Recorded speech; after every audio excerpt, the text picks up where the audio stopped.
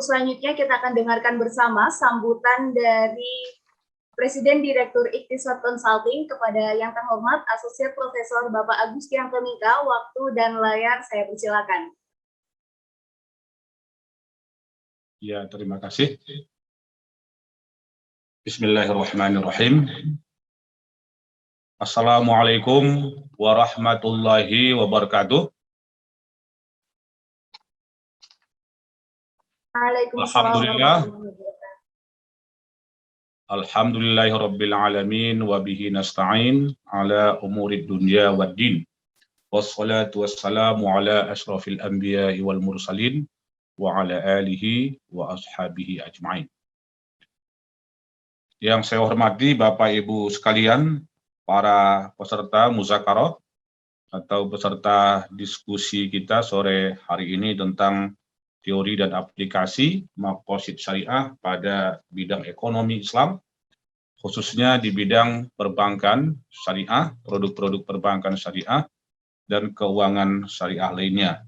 Ini diskusi kita angkatan ke-821. Khusus untuk topik maqasid syariah ini, sejak tahun 2010-an ini sudah sering kita gelar, khususnya bagi DPS, ya, Dewan Pengawas Syariah, yang memakan waktu biasanya minimal 2 harian, ya, baik di luar kota, di Lombok, di Bali, di berbagai kota yang lainnya, juga di Surabaya, ya, yang paling sering, kemudian juga di Jakarta. Nah, tetapi pada kesempatan ini kita padatkan, ya, kita ciutkan kepada pokok-pokok pemikiran tentang maqasid syariah, dan nanti kita tentunya 2 sesi berdiskusi. Karena sesi kita pada hari ini kita bagi kepada 2 sesi 1 jam, sehingga dalam beberapa bulan ini diskusi kita biasanya itu sampai jam 5 sore. Ya, nanti bagi kita yang ingin istirahat, itu untuk sholat asar kita sediakan waktunya. Nah, Bapak Ibu sekalian, sebagaimana yang saya sebut tadi bahwa materi kita ini nanti kita padatkan, ya, dan maqasid syariah ini objek-objek kajiannya terus bisa berkembang karena banyaknya peristiwa-peristiwa yang terus, ya, terjadi di tengah masyarakat kita. Nah, Bapak Ibu sekalian, sebagaimana kita maklumi bahwa maqasid syariah ini menduduki posisi yang sangat urgen, ya, sangat penting di dalam memahami ekonomi Islam, ya, dalam memahami syariah secara umum. Tetapi pada kesempatan ini dalam memahami, ya, kita fokuskan dalam memahami konsep-konsep ekonomi syariah, ya, baik mikro ataupun makro, dan nanti kita khususkan kepada perbankan dan keuangan syariah. Walaupun dalam kajian yang panjang kita juga mengkaji tentang maqasid syariah dalam kebijakan fiskal, ya, kemudian kebijakan moneter yang juga sudah banyak dielaborasi oleh Profesor Ziauddin Ahmad, ya, dalam bukunya Moneter Syariah, ya, kemudian juga Umar Chapra, Masrur Alam Chuduri. Saya kira banyak berserakan kajian-kajian para intelektual kita tentang maqasid syariah terkait dengan makroekonomi atau mikroekonomi. Dan terlebih di dalam memahami dan merumuskan ketentuan, ketetapan atau fatwa-fatwa regulasi yang terkait dengan ekonomi syariah. Ini kedudukan maqasid syariah semakin penting sehingga wajah dan tampilan syariah ini bisa mendatangkan kemaslahatan, keringanan, kemudahan. Yang terpenting adalah kesejahteraan, ya, kepada seluruh masyarakat. Nah, ini adalah tujuan-tujuan kajian kita di dalam topik maqasid syariah ini. Nah, secara teori ilmu nanti, ya, kajian maqasid syariah ini adalah memadukan kajian-kajian kemaslahatan, ya, masalikul illat. Ya, kalau dalam definisinya kita lihat, ya, secara metodologis itu adalah gabungan daripada kajian illat dan hikmah.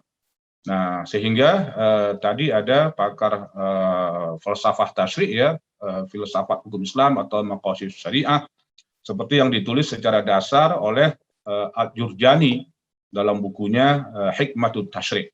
Nah, itu konsep dasar sekali biasanya yang kita bahas di madrasah aliyah, tetapi ketika kita meningkat, ya, kajian maqasid syariah ini sudah merambah kepada kajian-kajian metodologis, ya. Nah, sehingga nanti kajian maqasid syariah ini sudah masuk kepada bagian kajian filsafat ilmu, filsafat ekonomi Islam, ya, atau filsafat hukum Islam. Nah, jadi dia memadukan secara komprehensif antara pendekatan-pendekatan ilat atau rahasia-rahasia atau alasan-alasan rasional, ya, mengapa sesuatu itu dilarang, mengapa sesuatu itu diperintahkan. Nah, kalau dia ilat tentu menjadi gantungan hukum, ya, menjadi manatul hukmi. Ya, al-hukmu yaduru ma'al illati wujudan wa adaman. Nah, disinilah nanti terjadi perubahan-perubahan hukum, perubahan-perubahan kemaslahatan, maka itu akan menjadi menuntut terjadinya perubahan hukum.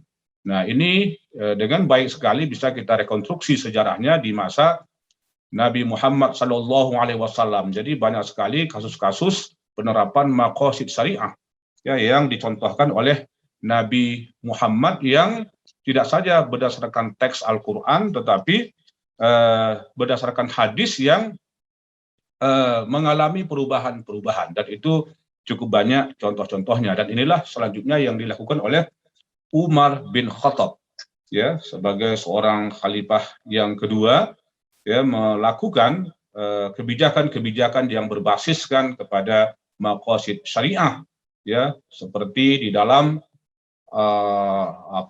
pembagian harta ghanimah di Sawat, kemudian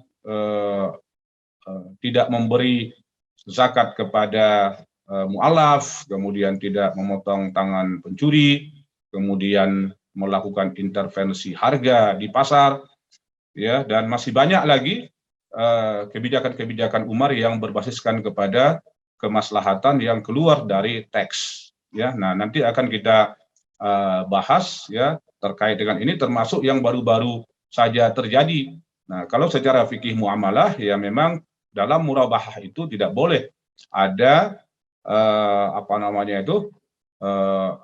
perjanjian, ya, yang menetapkan adanya pelunasan dipercepat, dan ketika dia melakukan pelunasan dipercepat, ya sama saja antara cepat dan tidak, karena harganya itu sudah terbentuk, ya, sejak semula. Nah, itu ketentuan fikih. Nah, ketentuan fikihnya seperti itu. Tapi kalau kita masuk kepada kajian-kajian maqasid syariah, kemaslahatan, keringanan, keadilan, ya, kemudian penimbulan citra-citra negatif terhadap syariah, maka menjadi keniscayaan sejak dahulu, ya, kita sudah mewajibkan, ya, para notaris, ya, untuk membuat klausul pelunasan dipercepat. Nah, karena kalau tidak dia akan membuka horor yang besar. Nah, disinilah perlu, ya, secara bertahap kita mengkaji ilat-ilat dan rahasia-rahasia. Nah, atau hikmah-hikmah mengapa sesuatu itu dilarang, mengapa sesuatu itu dibolehkan. Contoh, misalnya kita selalu dalam tingkat dasar mengkaji bahwa horor itu dilarang. Nah, tapi kita jarang mengkaji mengapa Nabi Muhammad melarang horor itu. Nah, mengapa Nabi Muhammad melarang 2 akad dalam satu transaksi? Nah, 2 transaksi yang bagaimana yang dilarang, apa ilatnya, dan apa pula hikmah dan rahasia-rahasianya. Itu sudah jelas banyak dibahas oleh Ibnu Taimiyah, Ibnu Qayyim. Gharar itu dilarang izalatun nisa', yaitu untuk menghilangkan perselisihan. Kalau sebuah akad terbuka untuk diperselisihkan dan potensi konfliknya besar, maka itu adalah gharar yang fahish, gharar yang besar. Nah, maka itu harus dihilangkan dengan mencantumkan dalam setiap perjanjian murabahah pelunasan dipercepat. Nah, karena ratusan mungkin ribuan kasus, ya, yang terjadi, yang diadukan kepada kita, ya, seperti yang terjadi secara frontal oleh seorang yang bernama Yusuf Hamka. Nah, jadi ini tidak boleh terjadi lagi seharusnya, ya, kalau kita berasaskan ataupun menggunakan metodologi ataupun pendekatan maqasid syariah. Nah, kemudian Bapak Ibu sekalian, Ruang lingkup maqasid syariah kita ini cukup luas ya, banyak sekali. Kita sederhanakan kepada 3. Yang pertama adalah kajian-kajian tentang tahqiqu masalah ibad dalam masalah kuliatul khams. Itu yang pertama, yaitu kalau orang mengkaji maqasid syariah itu pasti ada kajiannya mewujudkan kemaslahatan manusia dalam memelihara 5 hal. Memelihara agama, memelihara jiwa, memelihara akal, memelihara apalagi ya keturunan, kemudian ada kehormatan, dan memelihara harta. Walaupun dalam banyak kajian kalau kita baca ini bisa bukan kuliatul khams tapi bisa kuliatul tis ya, yaitu seperti yang di slide-slide saya itu cukup banyak ya, minimal ada 9 yang harus dipelihara. Ya, nah karena direkonstruksi dan digali dari ayat Al-Quran sama banyaknya dengan yang 5 poin tadi, yaitu kalau kita baca misalnya buku Bapak Maqasid Syariah Dunia ya, yaitu Asy-Syatibi dalam bukunya Al-Muwafaqat. Nah, beliau juga meramu dari berbagai macam pandangan-pandangan yang berkembang. Jadi tidak hanya 5, jadi dia masukkan bisa memelihara persatuan dan silaturahim. Nah, bagaimana kalau persatuan tidak dipelihara, maka umat Islam akan lemah dan terpecah-pecah, dan ini membuat kemunduran umat. Maka persatuan ini dan ukhuwah, ya satu lagi ukhuwah.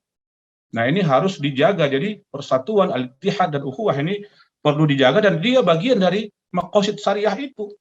Nah, kemudian yang berikutnya adalah ini dipisah-pisahkannya, tapi saya gabungkan, yaitu memelihara janji, itu juga harus hifzul wa'ad. Ya, kemudian memelihara amanah yang dipercayakan kepada para pemimpin-pemimpin yang memegang amanah, mulai dari camat, lurah, presiden, menteri, dan seluruh jabatan-jabatan yang diamanahkan kepada seorang itu harus dijaganya, apalagi dia memakai identitas Islam. Ya, kemudian disebutkan lagi oleh beliau yaitu memelihara akhlak. Nah, jadi dia di luar cakupan yang 5 poin itu. Bahkan belakangan ada hifzul bai'ah, ya, memelihara lingkungan hidup. Nah, ini juga semuanya didasarkan kepada dalil-dalil ya, wala tufsidu fil ardi ba'da islaiha, dan banyak ayat yang semacam itu.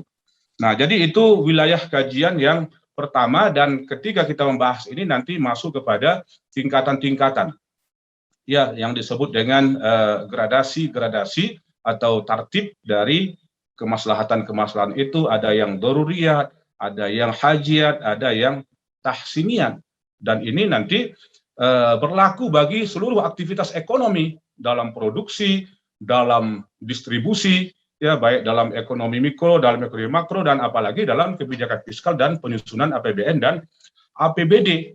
Nah, jadi mana yang diprioritaskan ya di dalam kebijakan fiskal itu.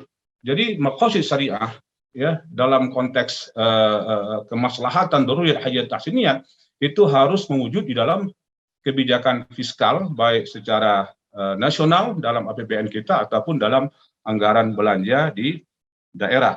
Nah, jadi seperti kita lihat pada masa sekarang ini ya, kalau kita lihat pidato Presiden kemarin, itu sudah jelas ya anggarannya berapa puskesmas ya yang dibangun untuk tahun 2022 nanti, berapa biaya keamanan. Nah, mana lebih dahulu kita utamakan keamanan ya, pesawat tempur misalnya, dan berbagai macam kebutuhan lainnya. Nah, rel kereta api itu saya catat kemarin itu sampai 6.600 ya kilometer. Nah, kemudian apalagi jalan tol, kemudian jalan biasa itu, kalau jalan tol hanya di Trans Sumatera. Nah, tapi yang lebih penting itu tentunya adalah puskesmas dan penyediaan dana untuk vaksin ya, dan PEN ya tetap dijalankan. Nah, ini harus diukur dari kemaslahatan-kemaslahatan yang berdasarkan kepada kedaruratan, yang daruriyat, yang utama, atau yang tahsiniyat ya, level sekunder, kemudian yang ketiga adalah yang tahsiniyat. Nah, dan ini banyak sekali ulama yang mengkaji ya, menganalisis kebutuhan-kebutuhan ini dari skala prioritas. Mana lebih prioritas agama daripada kesehatan? Nah, mana lebih prioritas ekonomi, mal daripada kesehatan? Nah, dalam menghadapi COVID ini. Nah, ini kadang-kadang memprioritaskan jiwa daripada agama. Nah, jadi sehingga kita tidak waktu itu ya tidak melaksanakan sholat Jumat, bahkan sholat Jumatnya ada 2 kali ya. Nah, jadi ini kajiannya terus berkembang dan semakin meluas ya. Ini masih dalam masalah ekonomi, belum dalam masalah yang lainnya, sosial, politik dan sebagainya. Nah, memang di dalam kajian-kajian fikih ya, bagi ustadz-ustadz yang pernah mengkaji di sini, ada juga contoh agama didahulukan daripada jiwa, yaitu contohnya jihad. Jadi kita bisa mengorbankan jiwa kita demi membela agama. Tetapi dalam kasus-kasus yang lain bisa juga sebaliknya, termasuk dalam menghadapi COVID dan dalam menghadapi tekanan-tekanan yang terjadi ya di masa lalu atau di masa sekarang. Seperti Ammar bin Yasir, nah dia memilih mengatakan lidahnya kafir atau dia siap dibunuh. Nah, maka Al-Quran mengatakan, ya bolehlah ya untuk menyelamatkan dirimu. Nah, engkau itu mengikuti apa yang dikatakan oleh mereka. Nah, jadi itu dalam rangka menyelamatkan jiwa. Nah, begitu juga tentang prioritas penyelamatan pemeliharaan antara harta dan kesehatan. Nah, mana yang kita dahulukan. Nah, itu yang pertama nanti ruang lingkup kajian kita. Yang kedua, ini juga cukup banyak adalah asrar atau hikam-hikam. Hikam ini adalah hikmah-hikmah atau makna filosofis. Nah, jadi makna filosofis, asrar, ini banyak bukunya dan semua ulama saya lihat juga mendefinisikan seperti itu. Jadi maqasid syariah itu adalah sebuah kajian filosofis tentang rahasia-rahasia, asrar, ataupun hikam-hikam, dan termasuk juga tentunya adalah ilat-ilat. Ilat itu adalah alasan rasional mengapa sesuatu itu diterima dan mengapa sesuatu itu dilarang. Nah, seperti horor tadi, 2 akad dalam satu transaksi, ta'alluq, mengapa anuitas kita terima, misalnya seperti sekarang ini ya dalam murabahah. Nah, ini harus dikaji dari perspektif tidak saja ilat, tetapi juga adalah rahasia-rahasia, hikam-hikam ataupun hikmah-hikmah. Dan itu sudah banyak juga mulai kita lakukan ya, bagaimana maqasid syariah dalam hedging ya, kemudian di dalam baik kali bikali dalam pembiayaan properti inden, ijarah mausufah zimmah yang kita kembangkan untuk pembiayaan properti dan apartemen, pengadaan mesin-mesin, itu tentulah berlangsung di sana ijarah mausufah zimmah yang baik kali bikali. Nah, utang bertemu utang. Nah, dan masih banyak lagi sejumlah isu-isu yang akan kita bahas. Nah, kemudian setiap apapun objek ataupun konsep itu mesti ada maqasid syariahnya. Misalnya apa maqasid syariah dari murabahah, atau lebih awal apa maqasid syariah daripada jual beli. Nah, kalau di luar ekonomi apa maqasid syariah atau tujuan dan makna filosofis hikmah daripada perkawinan. Nah, di dalam buku-buku fikih muamalah yang luas seperti yang ditulis oleh Wahbah Zuhaili, misalnya fikih Islam Wadilatu, itu pasti ada. Jadi setiap ada topik, misalnya ada musyarakah, ada ijarah, ada wadiah, atau seluruh konsep-konsep yang ratusan itu, pasti ada kajian-kajian makna filosofisnya. Nah, ini juga adalah bagian daripada maqasid syariah. Nah, tetapi kita nanti tidak banyak dan tidak punya waktu untuk membahas ya satu persatu konsep-konsep ekonomi syariah yang relevan saja, yang penting saja. Misalnya apa maqasid syariah dari denda, takzir, ta'wid, nah termasuk tadi apa itu hedging, mudharabah musyarakah, hybrid kontrak, nah dan seluruh produk-produk perbankan dan keuangan syariah, dan bagaimana kita melakukan konversi-konversi. Nah, jadi ini adalah ruang lingkup daripada maqasid syariah di bidang ekonomi, keuangan, dan perbankan. Nah, yang terakhir, jadi saya bukan mengatakan bahwa maqasid syariah itu adalah metode-metode, bukan. Jadi yang ketiga, ruang lingkup kajian kita di dalam maqasid syariah ini itu adalah metode-metode yang digunakan oleh para ulama untuk menemukan dan mewujudkan. Jadi menemukan dan mewujudkan ilat-ilat itu dan rahasia-rahasia atau asrar-asrar, hikmah-hikmah yang terkandung di dalam sebuah konsep. Nah, jadi ini metode-metode yang kita gunakan ini ya secara umum itu istilahnya tahqiqul manat ya, yaitu menetapkan ilatnya, itu salah satu yang utama. Kemudian takhrijul manat dan tangqihul manat. Nanti ini bisa kita uraikan satu persatu. Nah, tetapi dalam silabus kita, dalam Maqasid Syariah ini, metode-metode yang kita gunakan, ini kan banyak disebutkan oleh para ulama, diantaranya Husin Hamid Hasan. Nah, dia kan menulis tentang konsep maslahah yang isinya Maqasid Syariah. Jadi dia sebut istilah-istilah yang terkait dengan Maqasid Syariah yang merupakan metode-metode untuk menemukan ilat itu. Nah, tidak bisa tidak, mesti ada istihsan, maslahah, kemudian saddu zari'ah, kemudian apalagi istishab, ya. Nah, ini adalah metode uruf, ya. Nah, ini fatwa sahabat juga menjadi salah satu yang kita sering rujuk ya di dalam menemukan maqasid syariah, ya. Kemudian bagaimana mewujudkan maqasid syariah itu. Nah, karena ini wilayah cakupan kita maqasid syariahnya khusus dalam bidang ekonomi syariah, muamalah, ya, atau apa tadi, produk perbankan dan keuangan syariah, maka semua ulama mengatakan, ya, ahli usul fikih, bahwa maqasid syariah itu walaupun dia adalah tujuan syariah, ya, tapi dalam masalah muamalah itu selalu bisa dijangkau oleh akal manusia. Jadi akal kita melalui istiqra, ya. Jadi Imam Asy-Syatibi itu merumuskan sebuah kata istiqra. Istiqra ini kalau bahasa sekarang ini adalah riset atau penelitian yang dalam dan panjang. Karena untuk menetapkan sesuatu itu mengandung kemaslahatan atau mengandung kemudaratan, itu butuh kepada istiqra.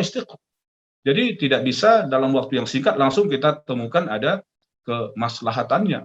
Nah, karena banyak kasus-kasus yang perlu kita dalami, yang perlu kita riset untuk menemukan maqasid syariahnya. Nah, makanya dari kajian maqasid syariah ini seharusnya akan timbul terus tesis disertasi yang juga sampai ke tangan kita sekarang ini sudah banyak, mungkin mencapai ada 10-an ya, disertasi baik luar negeri atau dalam negeri orang Indonesia yang menulis tentang maqasid syariah dalam segala aspeknya, dalam wakaf, dalam zakat, dalam ekonomi, dalam perbankan, kebijakan moneter, ya. Nah, jadi ini akan semakin meluaskan spektrum dan ruang lingkup kajian maqasid syariah. Nah, jadi karena itulah Bapak Ibu sekalian, inilah 3 ya ruang lingkup kajian kita dalam maqasid syariah ini. Nah, saya ulangi tadi, kuliatul khams yang utamanya bersama derivasi Duruyul Hayat Tahsiniyat, kemudian kajian tentang hikmah-hikmah, ilat-ilat, ya, rahasia-rahasia dari sesuatu ajaran, termasuk yang bersifat ibadah, hikmah dari sholat, itu juga termasuk kepada maqasid syariah, asrarut tasyri', namanya asrarut rahasia tasyri', rahasia persyariatan, rahasia zakat. Nah, kalau sudah masuk kepada khilafiyah nanti, nah kita akan lebih dalam menggunakan metode-metode yang digunakan para ulama dalam menemukan ilat-ilat dan hikmah-hikmah. Nah, baru kemudian yang ketiga adalah ruang lingkup kajian kita ya, tapi bukan definisi dari maqasid syariah itu. Nah, ini perlu dipahami ya, karena di sini saya lihat ada Bapak Dadang dari SEBI. Nah, ini tolong nanti bisa kita pahami ya, bahwa ruang lingkup maqasid syariah yang ketiga itu adalah metode-metode yang kita gunakan untuk menemukan. Nah, karena dia sudah masuk kepada metodologi keilmuan syariah ya. Nah, bahkan kalau menurut Chuduri ini masuk kepada epistemologi juga nanti ya. Nah, jadi epistemologi ilmu karena dia terkait dengan metode-metode dan bisa menjadi metodologi ya, ilmu tentang metode. Nah, jadi saya kira demikian penjelasan saya tentang ruang lingkup kajian kita dalam 2 jam ke depan. Nah, kalau 2 jam ke depan ini sekarang sudah termakan waktu setengah jam ya, dan nanti setelah 1 jam baru kita berdialog. Karena bagaimanapun ini pakar-pakar hebat ini ya, Pak Saiful Anwar, doktor ya, dari Pasadena UI juga, Muhammad Idris, Iqbal dan lain-lain yang masuk belakangan ini pasti akan banyak memberikan masukan-masukan. Ya, nah jadi saya kira demikian saja sebagai pengantar ya. Ini sifatnya adalah eksekutif, pesertanya juga eksekutif dan terbatas, dan supaya ruang lingkup diskusi kita nanti bisa lebih luas. Nah, demikian saja Bapak Ibu sekalian. untuk mendapatkan berkahnya, mari sama-sama kita membuka acara ini dengan ucapan basmalah. Bismillahirrahmanirrahim. Wabillahi taufiq hidayah. Wallahul muwaffiq ila aqwamit thoriq. Wassalamualaikum warahmatullahi wabarakatuh.